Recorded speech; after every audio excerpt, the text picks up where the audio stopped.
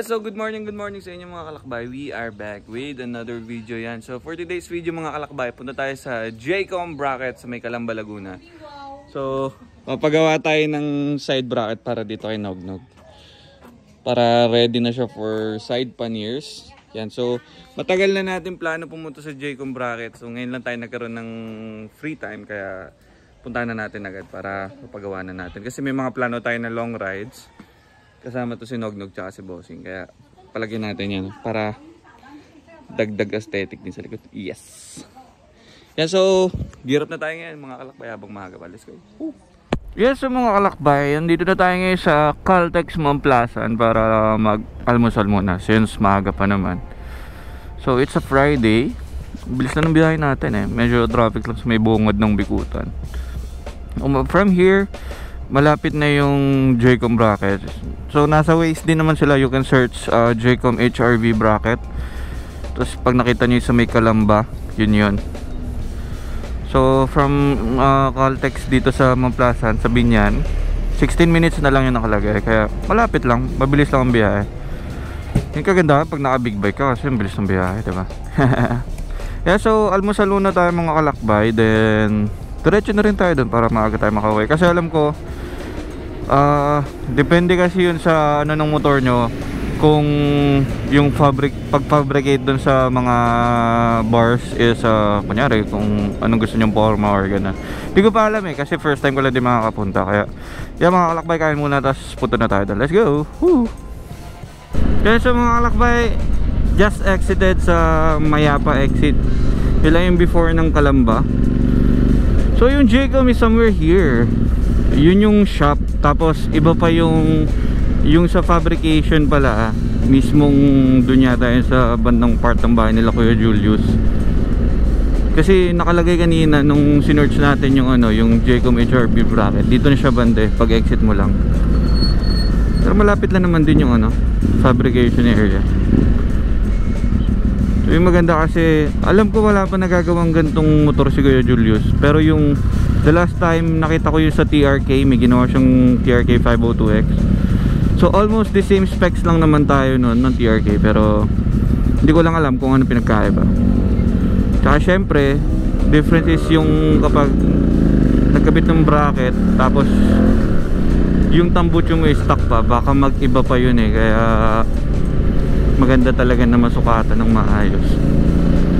So hindi ko, iniisip ko nga mga kalakbay kung ano ilalagay natin, kung saddlebag ba or top box. Kasi iniisip ko naman kung side box. Iniisip ko kung side box dadaling ko, tapos kunyari magta-travel kami ni Kyla somewhere. Iniisip ko kung part ng mga city area medyo ma-traffic, so mahirap sumingit. Itong top box kasi nagamit natin, madali lang naman eh, hindi naman siya nakalabas. Ito pala dito, first time ko nga dito nakadaan eh. So yan, sana mamaya may options. Kasi nagtanong na rin ako kay Kuya Julius. Kagandahan pala mga kalakbay sa Jaycom kasi if nagpagawa kayo ng side bracket tapos trip nyo na rin bilan ng side box, meron din silang available kasi meron din shop si Kuya Julius. So may mga helmets and apparels and yan, mga side box, top box, kompleto, one stop shop dito sa may Calamba. Ayan, so medyo traffic lang pero mabilis lang. Pakita ko sa inyo mamaya yung fabrication area. Let's go! Yeah, so mga kalakbay, nandito na tayo ngayon sa Jaycom fabrication area nila. So tayo lang yung nandito. So yung sinukatan na yung bracket natin kanina. So ito yung magiging itsura niya. Yan, so pa-oblong type siya, tapos dito natin ilalagay. As, ayan na, ginagawa na ni Kuya ngayon ng mga tawag ko kung anong mga parts yan, pero mamaya papakita ko sa inyo yung outcome. So yan, iba-ibang mga pinafabricate nila dito for your motorcycle. Hindi lang for side bracket, meron din silang mga for dito sa top box. Yan, ito yung mga finished product na yan, iba-iba. So makikita niya mga kalakbay yung mga ginagawa nila na finished product at mga na-install na nila sa mga motor. Follow their page sa Jaycom HRV bracket, yan makikita niyo yan doon. Tapos Yun nga, kung meron kayong mga hinahanap na mga gears or apparels or helmets or mga box sa Jaycom, yan, makikita nyo rin yan. So yan, nag-aantay lang tayo dito ngayon mga kalakbay. Meron din silang waiting area dito kung nag-aantay kayo. So, yan, naka-aircon. Shout out! Yan na. So yan, dito tayo nag-aantay ngayon. Hello, doggy! Yan, so, balik ako later. Woo!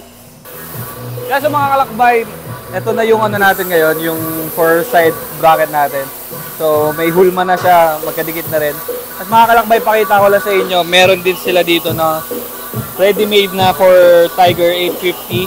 So, makikita nyo may nakalagay na Triumph. Ayan o, yan, Triumph. So, may additional cost lang siya kung gusto nyo magpalagay ng name or logo ng logo ng company nyo or ano. Pero yung usual kasi nila is like this one.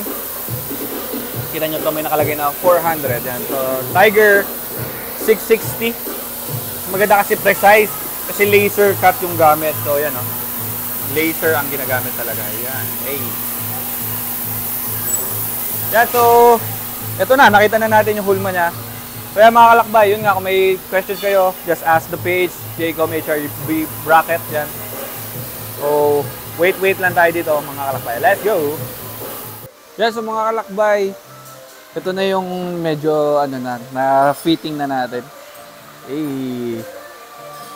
Pogi. Lalong pumogi. Yun oh, wala pang box yan mga kalakbay or side bag. Ganda. Mamaya pag nalagay pa natin yung ano natin, top box natin. V-Max, baka naman.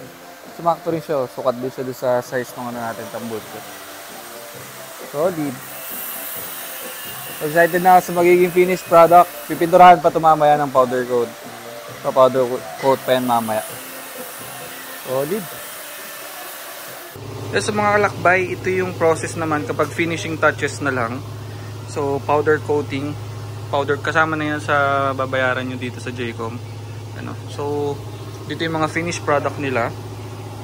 Kitang-kita nyo, quality yung powder coat yan. Ang may-ari ng Jaycom bracket, si Kuya Julius. You know. So yung sa atin is this one. You know, ganda, quality. Parang may glitters pa nga pag nilapitan mo. So kuya, ang powder coat pang bracket lang or may iba pa kayo siniservice na pwedeng paggamitan ng powder coat? Bracket lang talaga. Yung dami oh. Hey. And so one stop shop talaga siya. So hindi nyo na rin iisipin yung kunyari nagkaroon ng gas-gas yung bracket or ano. Kasi powder coated na siya. Diba? Alright. So pinapatuyo na lang yung sa atin. Tapos install na rin natin sa SRT. Diba? Alright, let's go. Yan, so mga kalakbay, install na natin ngayon itong bracket natin. So yung side bracket natin, ginawa natin in a way na kung ayaw natin ilagay yung top box bracket natin, pwedeng side box bracket lang ikakabit natin. So, yung mga bolts naman niya is tama din yung sa butas niya. So, pwedeng tanggalin yung dito, tapos side bracket lang yung nakalagay. So, side bag. Yan, so installing na tayo ngayon ng ating Jaycom side panniers bracket yan. Pakita ko sa inyo in a bit. Let's go. Pwede naman lang, hindi mo na kailangan. Pwede hindi mo na ikabit si center box. So, syempre yung ibang customers natin, parang mas feel nila yung adventure kapag side pannier bracket lang yung nakakabit.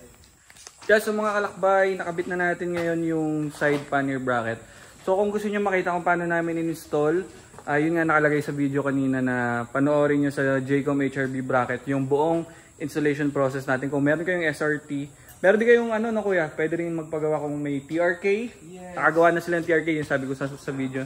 So yan, ito yung ano natin sa side pannier bracket. So ngayon, ikakabit naman namin yung for top box bracket naman.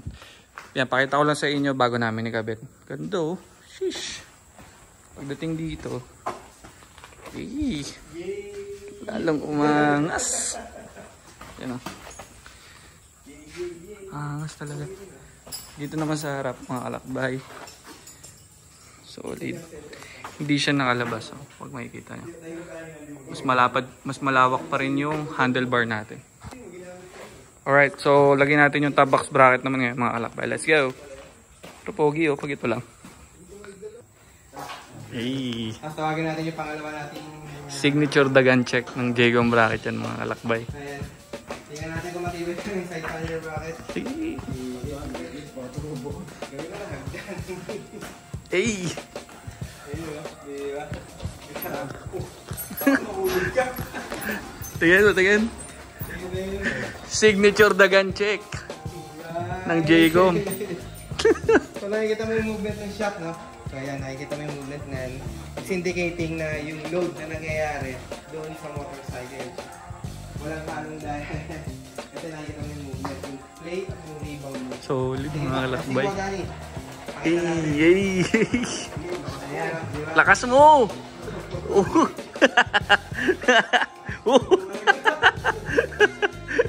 ayun lang. Matibay. So again, mga bracket, reference lang yan. Grabe yun. Hindi naman natin siya gagawin talaga. Grabe yun. Kita nyo kung gano'ng katibay mga kalakbay. Solid na solid yan mga kalakbay. J-Comb bracket. Gusto nyo magpagawa ng bracket mga kalakbay. Try nyo talaga. Hindi kayo magsisisi. Let's go. Yan sa mga kalakbay, ito yung itsura kapag meron ka ng sakay na OBR. So okay na okay naman, may space pa siya dito. So kung maglalagay tayo ng side bag or side panniers, hindi pa siya tatama. Kita nyo gano'n pa kalaki yung space niya. So inisip ko baka side bag tayo para at least kung tatama man siya sa sapatos ni Kyla, malambot-lambot. Pero I think malayo na, no, Kuya Julius? Ay, lakalang battery. Kapatsura ulo. Yan, kita nyo mga kalakbay, pati yung space ng top box natin, komportable pa. So na-try naman na namin sa long ride yan. Kaya, yan. Alright! Yan, so mga kalakbay, done na tayo dito sa J-Comb HRV bracket. Tapos na tayo sa ating pinagawang side pannier bracket. Yan, so mga kalakbay, kita nyo naman solid yung alog check. So patunay talaga na sobrang tibay at sobrang ganda nitong J-Comb bracket natin. Yan, so pakita ko lang sa inyo ulit mga kalakbay kapag naka full setup na, nakakabit na yung top box, nakakabit na lahat. So ganda. Excited na rin ako lagyan niya ng panggilid para ready na for long ride. Yan, so mga kalakbay, if you're new to my channel, please like, comment, and subscribe para alam nyo kung saan nakakabili ng mga ganitong quality ng mga, kunyari yan, mga pang motor. Yan, so mga kalakbay, don't forget to stay safe and peace out. Woo!